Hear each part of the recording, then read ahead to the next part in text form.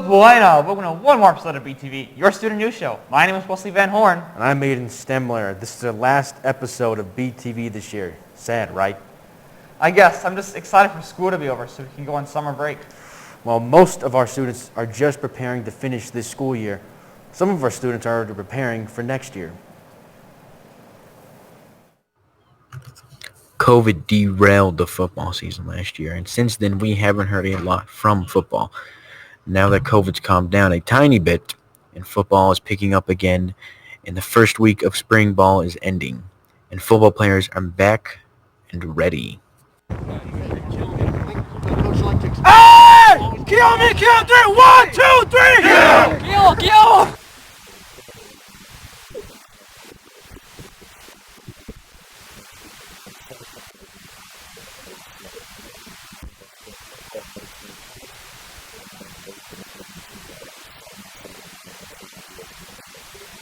Woohoo. Freshmen are showing up and learning more about the football here and getting to meet the captains and the coaches. Just off season and summer training, and in the summer and the off season we work out, we run, we do 7-on-7, which is just we do football, Pacific stuff, and that's how we get ready for the season.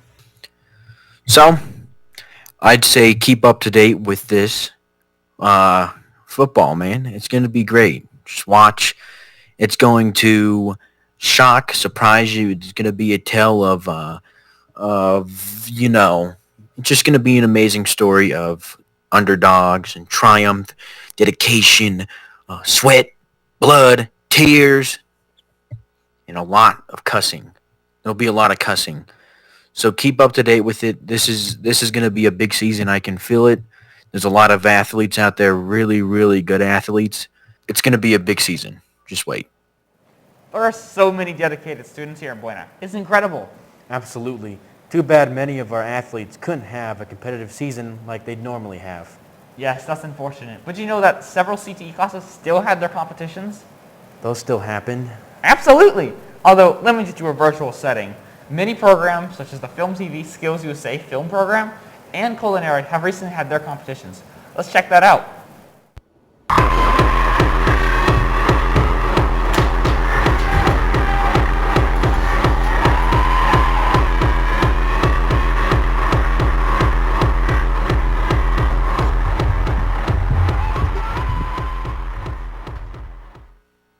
Just like everything else, student CTSO competitions have been affected by the pandemic and have had to change to be flexible around it. Usually for these competitions, the competitors would drive out to Phoenix and Tucson to compete, but due to precautions they couldn't do that this year. However, they didn't stop the competitions from taking place entirely, as they were held online this year. This year is virtual, so it was a little bit more tougher, and this year we didn't get to do it in person. Usually we go to Phoenix at some place to do the competitions. Usually we go to like a hotel in Tucson, like a nice hotel, and then there's like an awards ceremony, and usually you'd sit through that in person, but this time we sat in this cafe and we watched the virtual awards show. USA Buena Film Program and FCCLA recently had their virtual state competitions. Competitions for these types of programs are such good learning experiences that competitors can get a lot of experience out of. Although the virtual setting was very limiting, there were some upsides to it. One of the biggest ones is that we got a little bit more time than what we would have gotten in person. In person they give you, I think, 6 hours. This time we had about 2 weeks to finish our entire project. And then, yeah, that's all. Alright.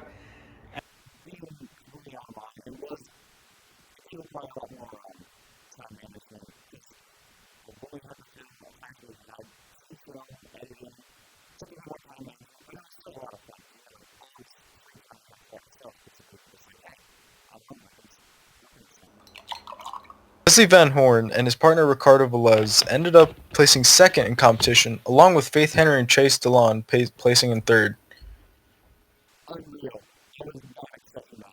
He's not the only winner though, as Kyla Glittner from Culinary placed first in her competition. She will now be going on to compete in Nashville, Tennessee.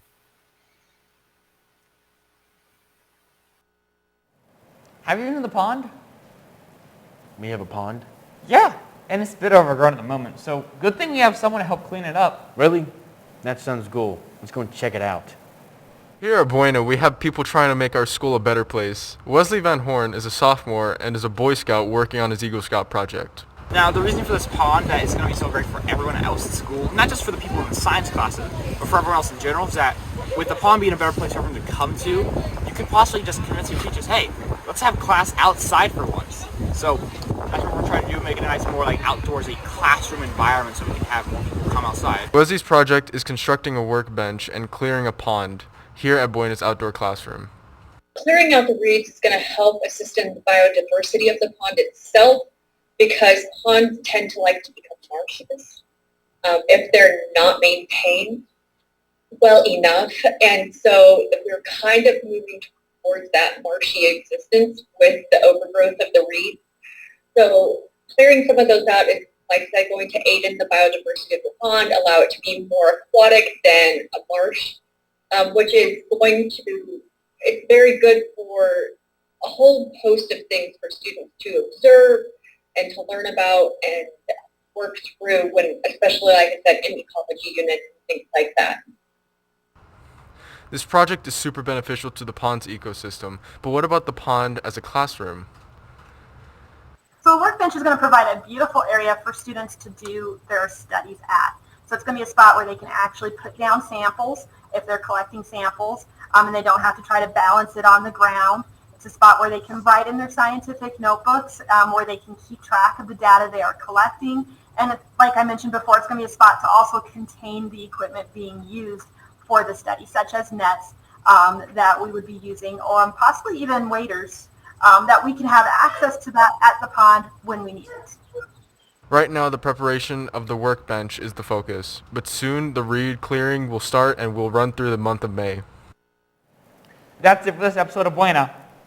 It has been an historic year, but we made it.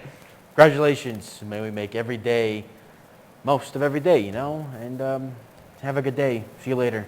Bye. Go.